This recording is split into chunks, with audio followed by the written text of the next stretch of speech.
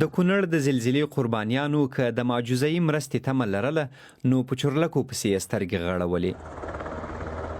هم د جنازو په لیږد کې او هم تر روغتونونو د ټپیانو په وړلو کې د چورلکو ونډه خورا مهمه وه. د نیمې شپې زورورې زلزلې نه یوازې د کورونو چتونه راوغورځول بلکې د نورګل مزار درې او د څوکۍ دیوګل درې ته لارې هم ورسره وتړل شوې. د زلزلځپلو سیمو ډیرو هغو ته یې له سره سړکونه نشته، خو که په کږلېچونو کې نیم شوره تنګې لارې وي هغه هم ویجاړې شوې. همدا علت و چې نه خو ژغورنډلې او نه هم د شاوخوا نورو سیمو خلک پر وخت مرستې ته ورسېدل. تمې یوازې په چورلکو پسې وتړل شوې، خو په غرو او غونډیو کې چې دنګې ونې هم ولري د شپې یې د چورلکو ناسته له امکانه ایستلې وه. خلکو همدا بوږنونکې شپه تر ویجاړیو، ډبرو او کنډوالو لاندې تېره کړه. له خلکو سره هم بل غورابی نه و، همدغه د چورلکو په تمه و، ځکه که په چورلکو کې دوی نه وی لیږدول شوی دغه کوم کسان چې وژغورل شو، ټپیان چې وژغورل شو، که څه هم لسګونه له ټپونو وروسته هم مړه شوي دي، همدغو چورلکو ډېر کسان وژغورل. خو که په وخت باندې رسېدلی وی او داسې امکانات وی چې په وخت دلته چورلکو ناستې کړی وی، ډېر کسان به نه وی تلف شوی.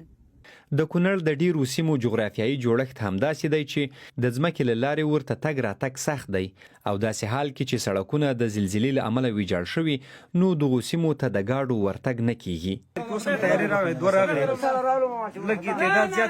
زخمیان ایله انتقال شي، زخمیان نه انتقالیږي، شهیدان خو پراته دي. پرون 11 بجو نن راځي، سبا په باندې 3 بجې دي. ځایي خلکو بي بي سي ته د دې پخلی کړی چې که کافي چورلکې وای او په وخت ور رسېدلې وای ښایي تلفات به کم وو. طالب چارواکو بي بي سي ته ویلي چې د ژغورنې په عملیاتو کې یې چورلکې بوختې وي او هیڅ یوه یې نه ده درول شوې، بلکې سر په سر یې پروازونه کړي دي.